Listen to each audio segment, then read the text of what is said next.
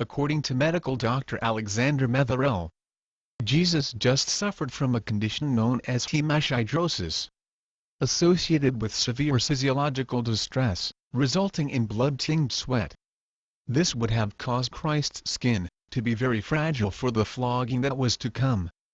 The physical and mental abuse meted out by the Jews and the Romans, as well as the lack of food, water, and sleep, also contributed to his general tenor. The Romans would scourge or whip the condemned person with a Roman whip, a rod of about a foot or a foot and a half in length, with leather thongs. But in the leather thongs there are these metal balls that are woven into the leather. And by taking a dried bone, the long bone of a femur, for example, from a sheep, and which is really dried out, and then just breaking it with a rock, these shards of bone are very, very sharp. They're almost razor sharp. To elaborate on the whipping, the Romans would strip a person down to the waist. Then his hands were tied to a pike above his head, or tied bent over an object with his back exposed in the courtyard. The person inflicting the blows had been trained on how to administer the beating properly so as to assure the most painful and damaging punishment.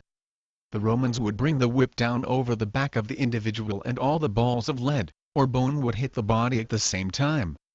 The Jews would only permit 40 lashes, so they never did more than 39, so they wouldn't break the law if they miscounted.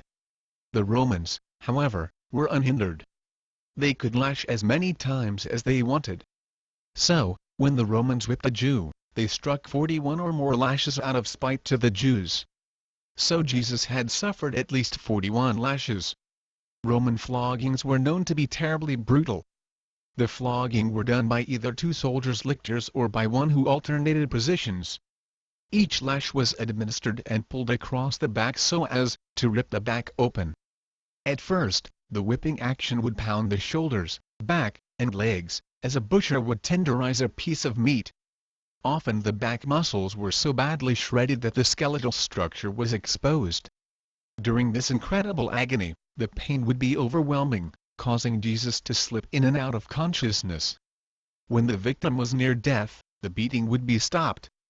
They were also careful not to puncture a lung, as that would have killed the victim and ended the intended, prolonged agony. People very often died from this punishment alone. Undoubtedly, his back was very badly beaten and bloody. A medical doctor, Dr. C. Truman Davis, from the state of Arizona, gives the effect of the Roman flogging. The heavy whip is brought down with full force again and again across a person's shoulders, back and legs. At first, the heavy thongs cut through the skin only. Then, as the blows continue, they cut deeper into the subcutaneous tissues, producing first an oozing of blood from the capillaries and veins of the skin, and finally spurting arterial bleeding from vessels in the underlying muscles.